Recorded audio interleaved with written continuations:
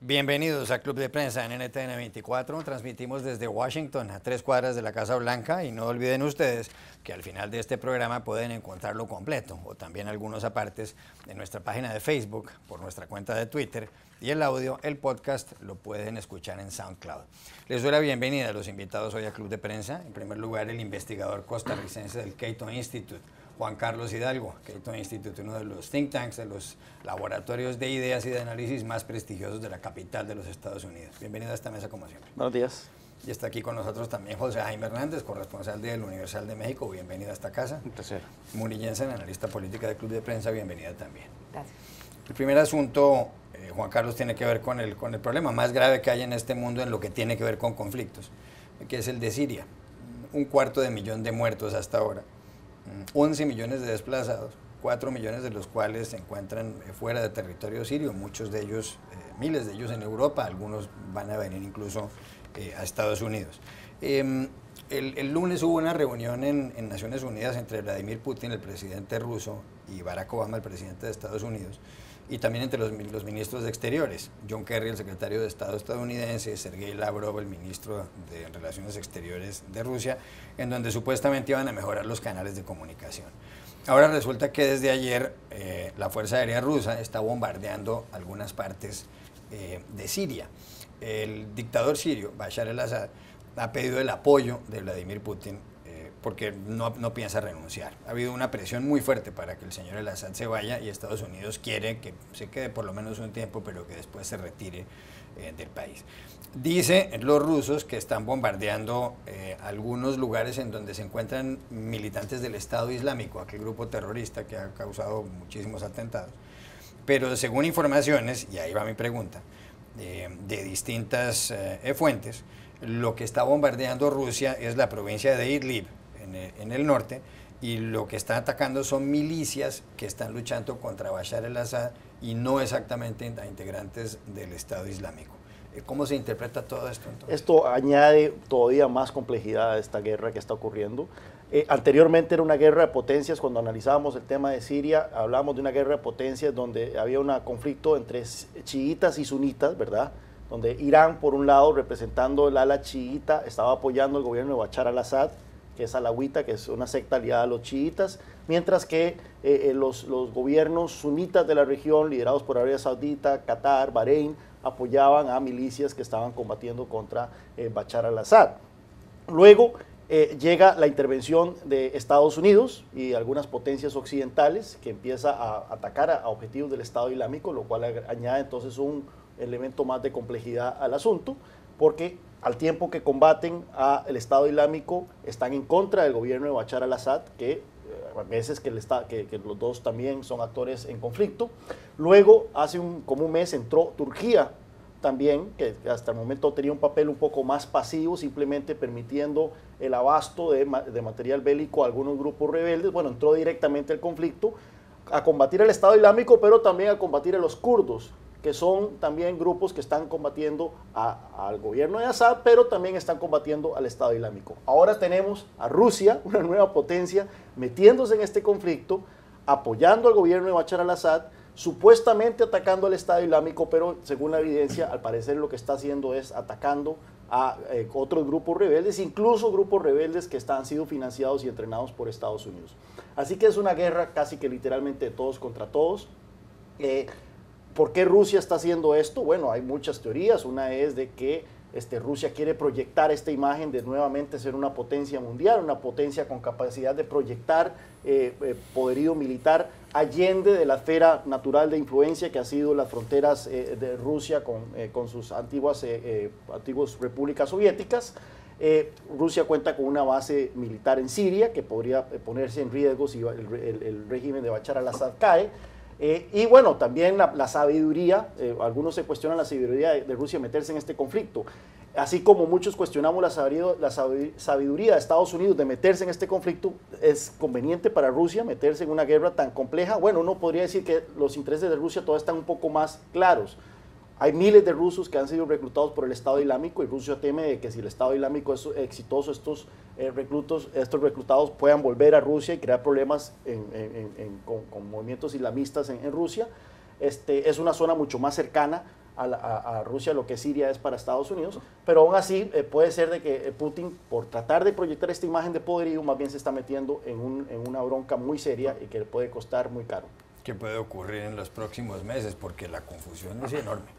Bueno, yo creo que va a ser ya es muy delicado de por cierto, y ayer veíamos cómo el secretario de Estado John Kerry y el canciller ruso en Nueva York se comprometían a mantener una conversación para evitar justamente que esto no vaya a más, que no haya un incidente, un choque entre pilotos rusos y de Estados Unidos, pero se ha convertido en un embrollo cada vez mayor, pero yo creo que fue muy interesante observar el discurso de ayer el secretario de Defensa de Estados Unidos, Ashton Carter, cuando le mandó el mensaje a Rusia.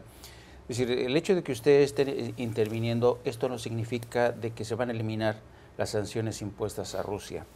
Y yo creo, esto también tiene que ver con este factor. Yo creo que desde Estados Unidos están viendo por un lado el hecho de que Rusia no quiere perder este importante Estado aliado o Estado cliente, que es el único que tiene.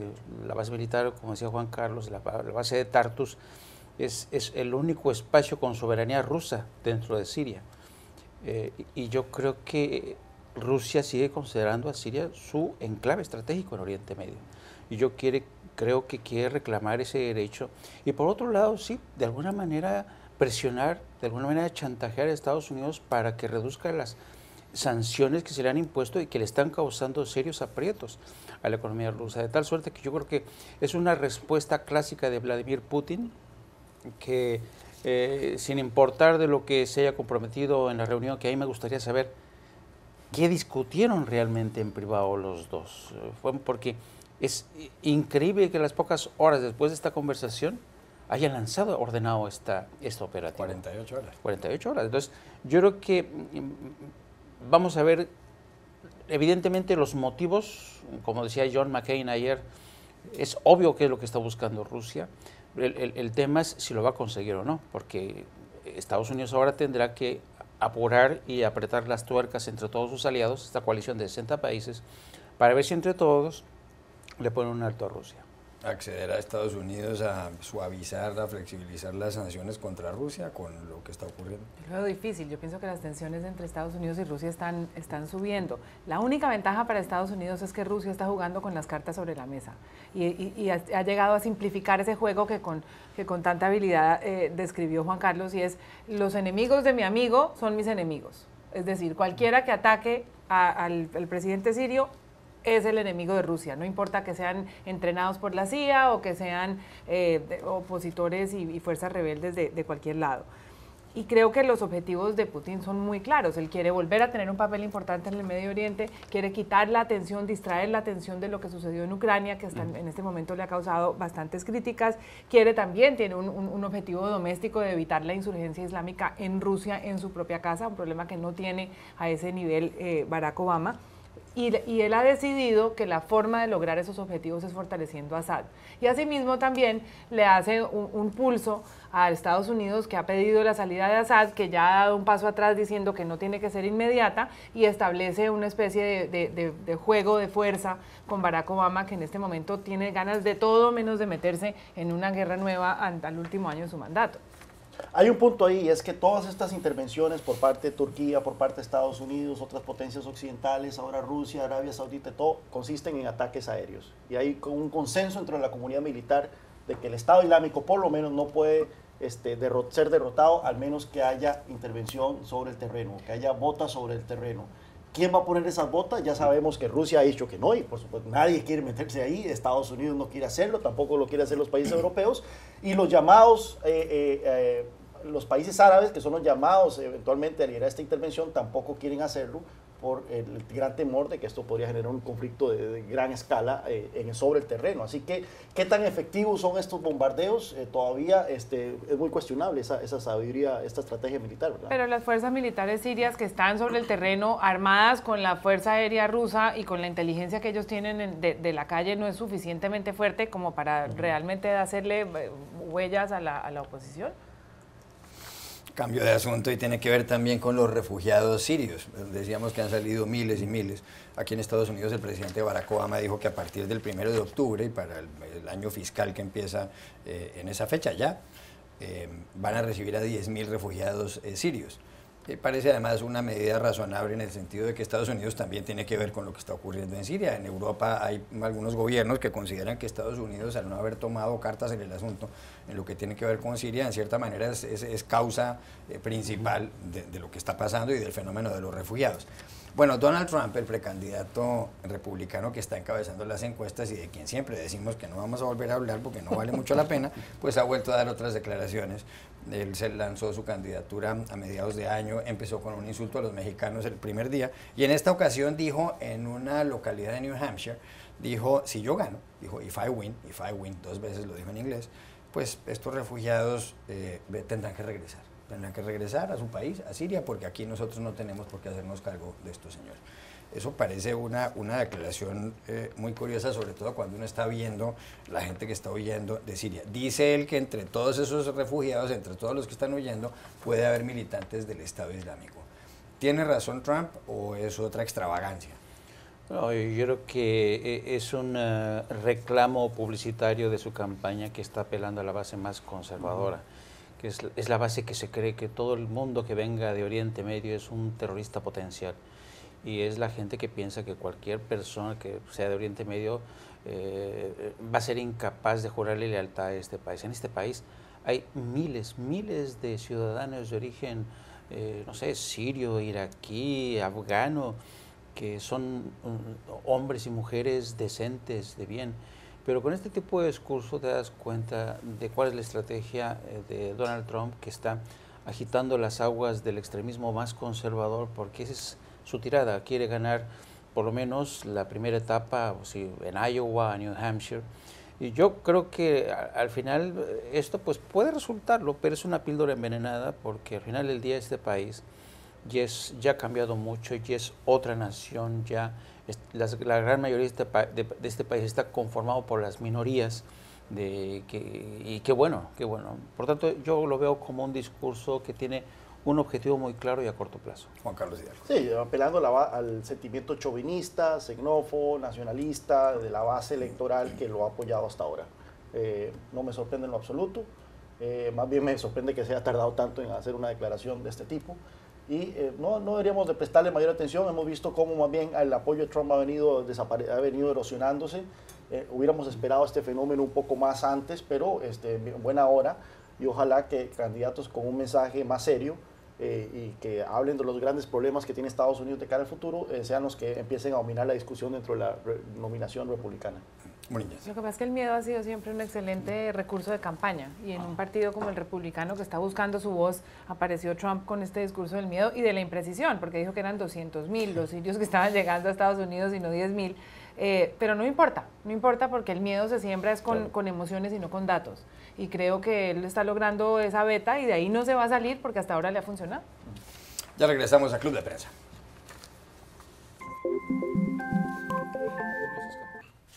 Volvemos a Club de Prensa en NTN 24 desde Washington. José Jaime, el gobierno mexicano ha reactivado las extradiciones de criminales a Estados Unidos. Ha habido gobiernos que han extraditado más, otros menos. En términos generales, México es un país muy nacionalista, especialmente frente a Estados Unidos, por razones obvias. Ha habido incluso guerras entre los dos países. Gran parte del territorio actual estadounidense era territorio mexicano y lo perdió México en una guerra. Se anunció en las últimas horas que van a extraditar a Estados Unidos a 13 criminales, y el anuncio lo hizo el gobierno de Enrique Peña Nieto, el presidente de México, entre los cuales están Jorge Costilla Sánchez, el COS, que era alias el COS, que era un oficial de la policía, y está también la Barbie. La Barbie es un hombre que se llama Edgar Valdés Villarreal, muy conocido en México, y se convirtió en el jefe de sicarios de Beltrán Leiva, de Arturo Beltrán Leiva. La pregunta es, ¿eso es un mensaje para Joaquín El Chapo Guzmán, el narcotraficante más buscado de México, que estuvo en la cárcel y huyó este año? ¿Ese es un mensaje dirigido al Chapo en el sentido de que si lo capturan nuevamente, lo extraditan de inmediato? Sí, yo creo que es el principal destinatario de este mensaje, ¿no? Pero es muy interesante esta decisión porque te deja al descubierto las fragilidades y precariedades del sistema carcelario de México.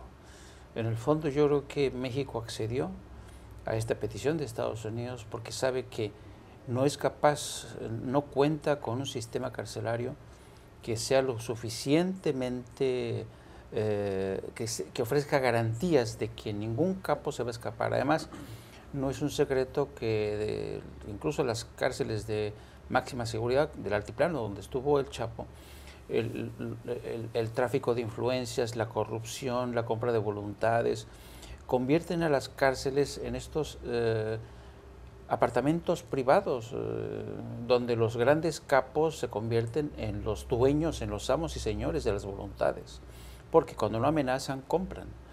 Entonces yo creo que el gobierno de México fue el reconocimiento, por un lado, de esto, de que no son incapaces de garantizar la seguridad o que nadie se escape, pero por otro lado, para llegar a este punto de enlistar y a mandar en una sola entrega a 13 tipos, México y Estados Unidos tuvieron que negociar, sobre todo lo que tiene que ver con el programa de testigos protegidos. Esta misma semana se dio a conocer que el Departamento de Justicia decidió endurecer las condiciones de los testigos protegidos, el famoso manual para testigos protegidos, porque México, a raíz de que Enrique Peña Nieto asume la presidencia, cortó las extradiciones porque se abusó del programa de testigos protegidos. Muchos testigos protegidos que eran antiguos miembros del crimen organizado fueron utilizados para inculpar a personas que muchas veces con acusaciones que no tenían mucho sustento. Y luego además otra cosa, que esto me acuerdo mucho que cuando vino el Procurador General de Justicia en aquel entonces, Jesús Murillo Caram, se quejaba que cuando Estados Unidos le garantizaba a un exmiembro o un miembro de un cártel la condición de testigo protegido, este tipo podía seguir traficando, podía seguir delinquiendo. Y entonces eso le molestaba muchísimo al gobierno de México. Por eso el gobierno de México cortó con este programa. Entonces, el Departamento de Justicia tuvo que endurecer las condiciones del testigo protegido.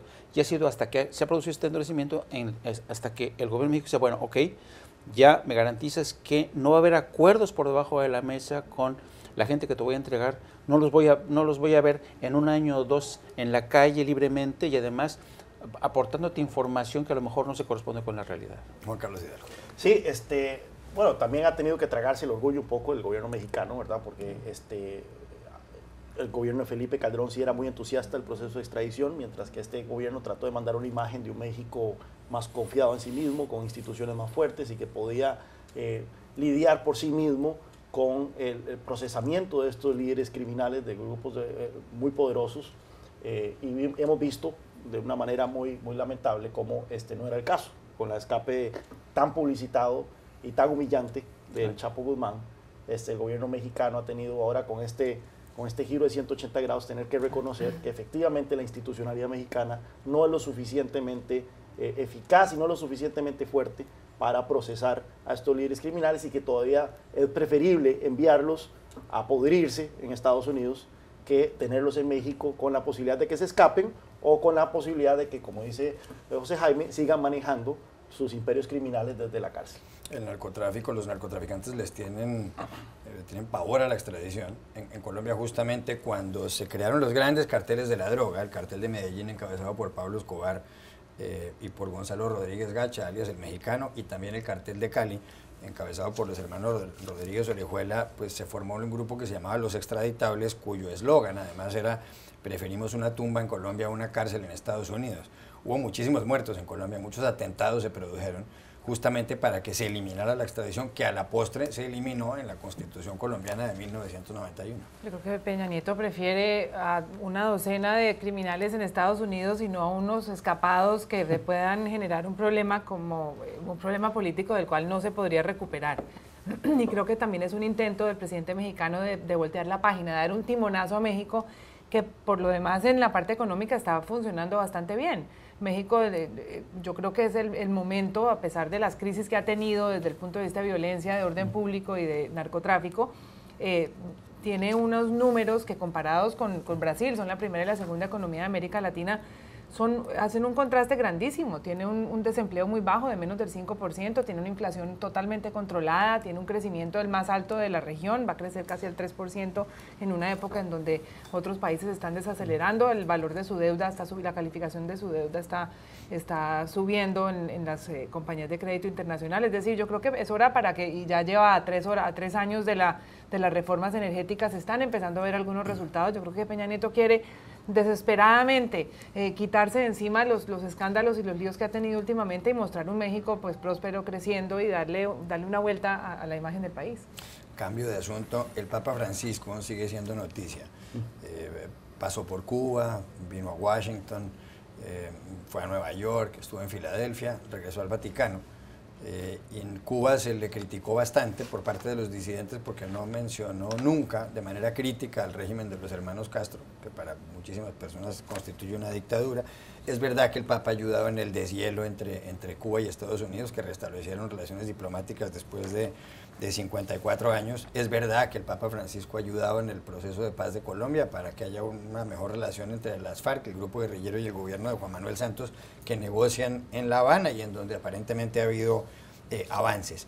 Pero aquí en Estados Unidos se acaba de saber, cuando el Papa ya se encontraba en Italia, en el Vaticano, que cuando pasó por Washington recibió en la Nunciatura Apostólica, algunas cuadras de aquí, a Kim Davis, una funcionaria del estado de Kentucky que se negaba a celebrar bodas homosexuales, matrimonios gays, tal como está autorizado por la Corte Suprema de Justicia de este país, de Estados Unidos, desde el 26 de junio. En Estados Unidos los matrimonios homosexuales son legales, son legítimos y hay que celebrarlos. Esta señora no los quería celebrar y el Papa la recibió.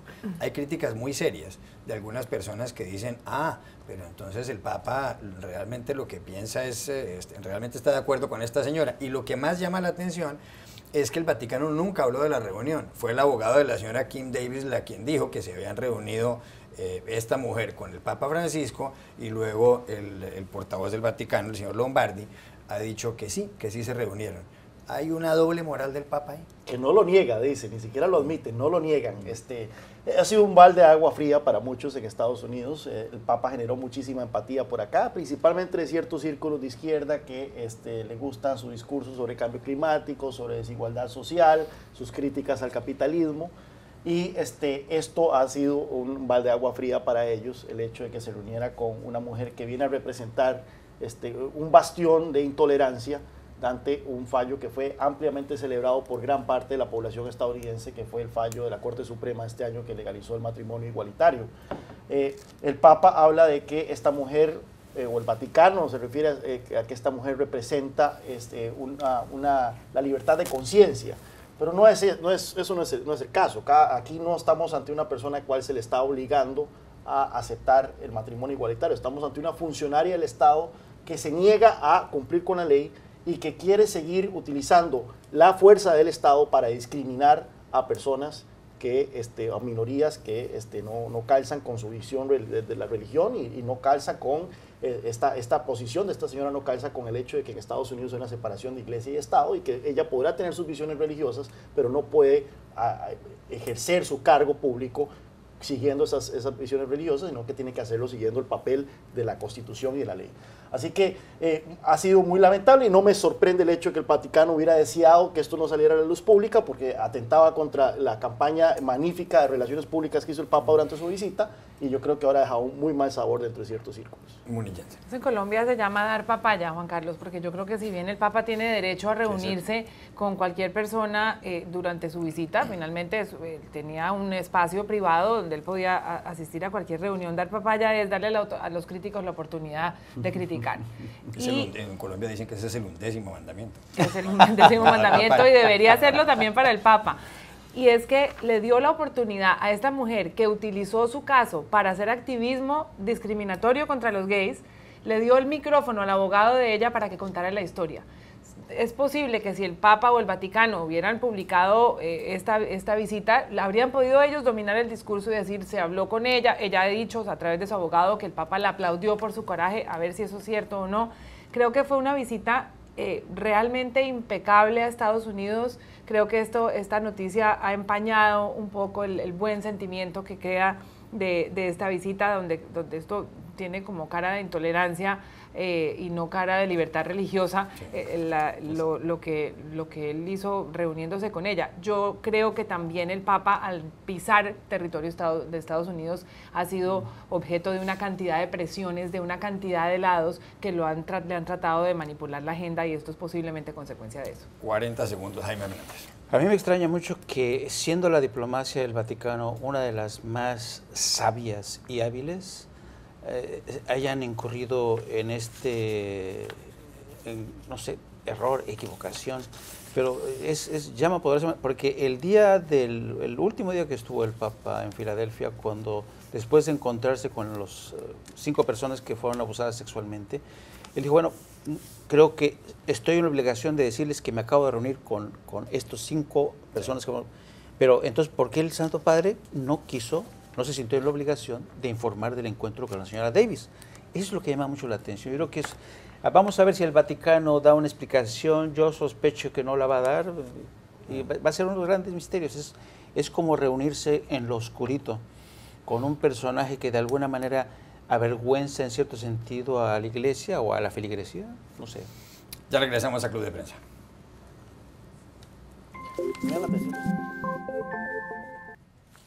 Volvemos a Club de Prensa en NTN 24 para despedirnos porque se acabó el tiempo. Gracias, Juan Carlos Hidalgo, por haber estado aquí, José Jaime Hernández y Muni Jensen, y a ustedes los espero mañana nuevamente en Club de Prensa.